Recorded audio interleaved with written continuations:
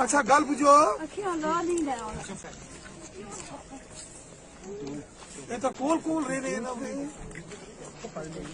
तो इन्होंने गड्डियां कुछ जानी आई हैं तो पारो ऐसे तकने लगे ने ऐसे तकते नहीं असलियों लोगों ने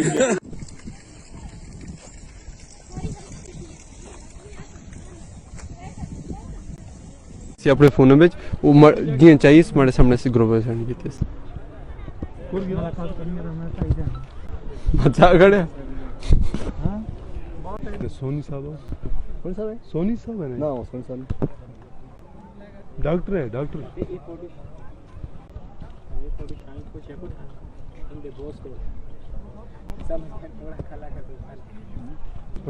इधर देसी मोबाइल देसी यार क्या बोल क्या जरूरी है ना क्या देखा क्या खा रहा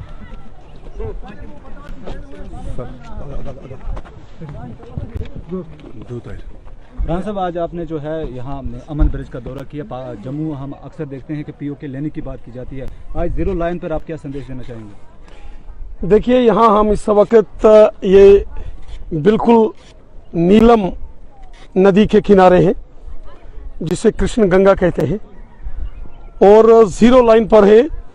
ये सारा एरिया इस समय बिल्कुल नियंत्रण रेखा एलओसी के ऊपर है और मेरे पीछे जितने गांव आपको नजर आते हैं ये घर नजर आते हैं वो सब पाकिस्तान के कब्जे वाले जम्मू कश्मीर का भाग है और यहाँ हमारा तिरंगा झंडा ये लास्ट पोस्ट है यहाँ बड़ी शान से लहराया जा रहा है।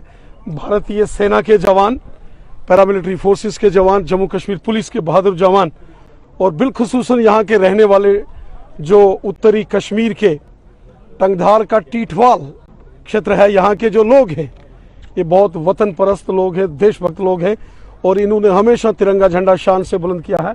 बिल्कुल मेरे सामने ये जो तिरंगा झंडा नजर आ रहा है इसके बिल्कुल पीछे ऊपर जहाँ पाकिस्तान के कब्जे वाला जम्मू कश्मीर है और वहाँ उनके झंडे भी आपको दिखाई दे रहे होंगे। यहाँ अमन सेतु है वो ब्रिज है यहाँ से उस क्षेत्र में कृष्ण गंगा नदी नीलम नदी को पार करके जाया जाता है।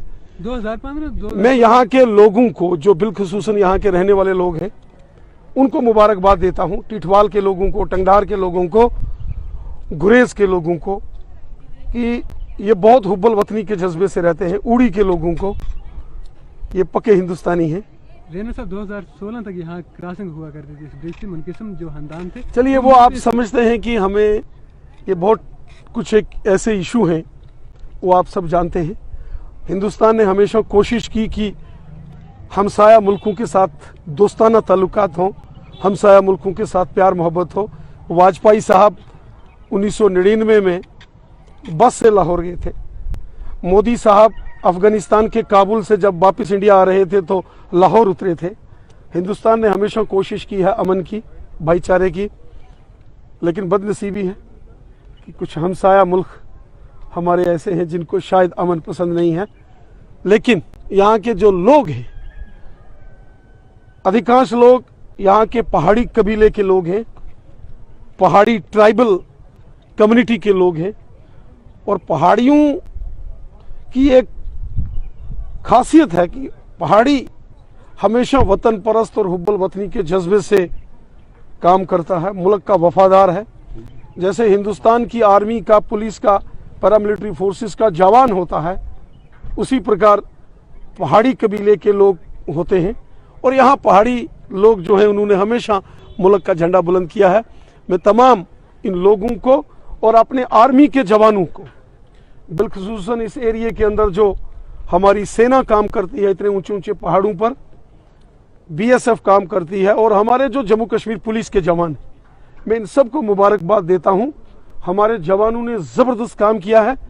हमारे जवानों ने हमेशा अपने देश का झंडा बुलंद किया है और बिलखुसूसन अगर मैं जिक्र करूं इंडियन आर्मी का इंडियन आर्मी जो हमारे देश का गौरव है इंडियन आर्मी हमारे देश का स्वाभिमान है और इस टंगधार और टीठवाल सेक्टर में जो सेना के जवानों ने हमेशा मुल्क की हिफाजत की है। कहते हैं उस सरहद को कोई छू नहीं सकता जिस सरहद की निगहबान हो आंखें, वो हमारी सेना, हमारे लोग, हमारी पुलिस, ये सारे वो लोग हैं, सारे वो जवान हैं जिन्होंने हमेशा मुल्क का काम किया, और मैं सबको दिल की गहराई से मुबारकबाद देता हूँ। राना साहब, आप मेरे क्वेश्चन को टाल रहे हैं। मैंने पूछा कि पाकिस्तान ऑक्युपाइड कश्मीर कब बीजेपी वापस ले रहा है? चलिए, आप देख रहे हैं,